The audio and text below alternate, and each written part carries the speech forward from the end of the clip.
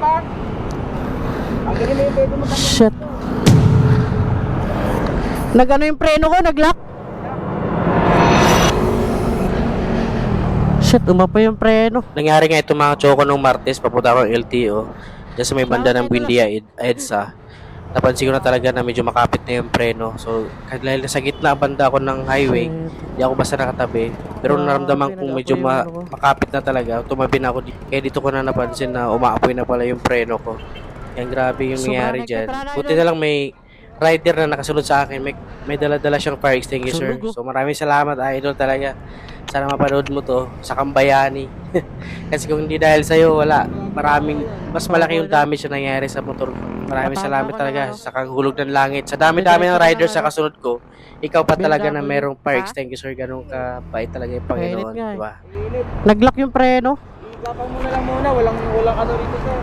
Kaya mapatawag ka na lang ng ano. Call ka na lang. Wala, hindi na maikot yung gulong. Tigas na? Oo, nag-lock. Kaya. Nag-iiwan ako lagi nito sa sakyan eh. Ay, sa motor eh. Oo nga eh, buti yan dyan, idol. Umapoy na eh. Buti malayo sa makina.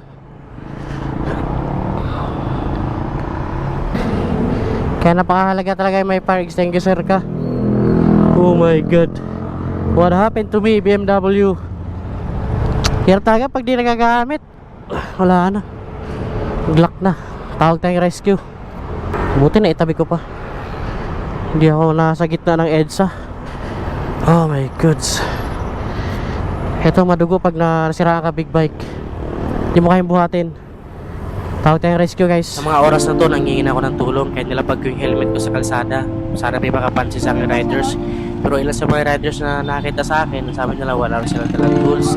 Pero di pa rin ako sumuko.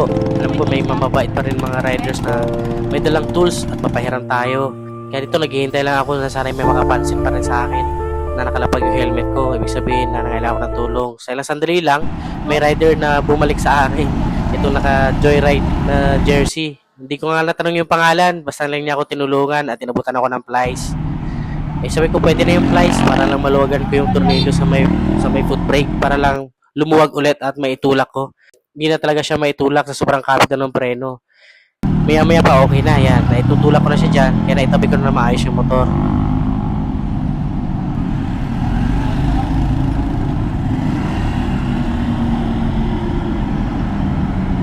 Yan, maraming salamat talaga idol sa pagpahiram Grabe kayo na lumiyab sa talaga. supplies mo. At least na itulak ko na siya at binigyan ko na siya Bakla kasi yung liyab kanina eh. Hey mga kachoko, so mayroong driver na nakakita sa atin. Binabati yung helmet. Nabigyan tayo ng tools. Thank you, buddy ah. Biyahe ka pa? Pasok lang. Thank you, pre. So kailangan natin hatid to sa BMW Libis. Papacheck natin.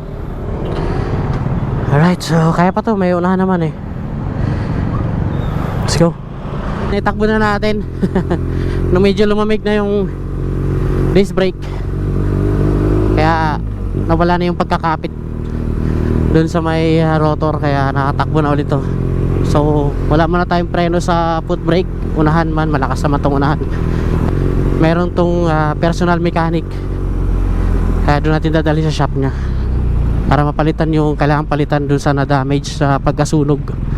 Grabe nangyari na yan. So para dun sa ating mga kapwa rider, big bikers man o small bikers, pag naramdaman talaga natin na medyo kumapit na yung preno, tabi na natin. Tulad kanina, naramdam ko na siya dun sa may mga 100 meters. Kumakapit siya, hirap yung premera, kaya nasa gitna ako ng EDSA, kaya di ako basta-basta makagilid. So pinakiramdaman ko muna hanggang sa talaga naramdaman ko kumakapit na talaga. Yun na yun. Kaya nag-decide na akong itabi. Yung pala, lumiliyab na yung preno ko. Hindi ko man makikita side mirror kasi. Sobrang bait talaga ng Diyos din, di ba? Kasi sa dami ng riders, yung nakasunod ko pa yung merong fire extinguisher.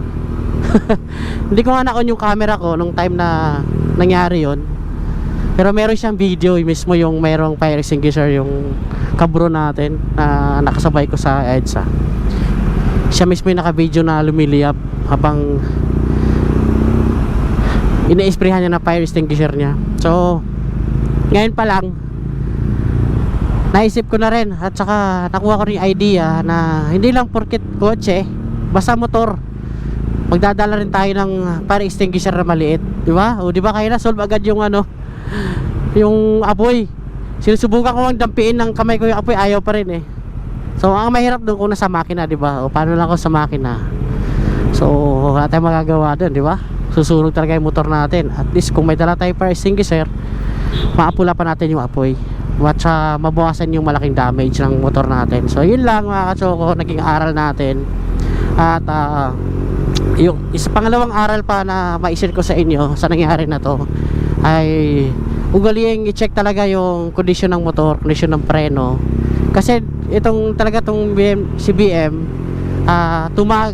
naubos na yung kanyang brake fluid sa likod, dinagdagan ko lang siya, yung pala may tagas na. So hindi lang, sabi ko sige ano ko muna, itakbo ko muna sa LTO para ma-process yung transfer and then diretso na sa nasa kaasa para maipatignan ko yung, para mapalitan yung kung ano man dapat palitan doon sa preno kasi tumatagas. Yun nga lang, di na tayo umabot doon. Tsaka bagal lang natakbo ko kanina kasi sa camera pa lang traffic na sa EDSA, diba? Gapang lang. Gumagamit tayo ng preno sa huli, yun pala, yun na yun, kasi may diferensya na yung kanyang preno, may tagas na, kaya yun nag-malfunction na talaga siya, kaya kumapit na siya. Ayun. So yun yung pangalawang aral natin. Pag may naramdaman na konti ang motor, wag na sana ibiyahe pa para hindi na gaya nito na lumala, muntik pa masunog, di ba? So ako nangingin ng sorry sa kumpare ko siyempre, kasi pinaalaga na sa atin to. Nga lang, di talaga natin naman sinadya, na akala ko itagas lang, dinagdagan naman natin ng langis.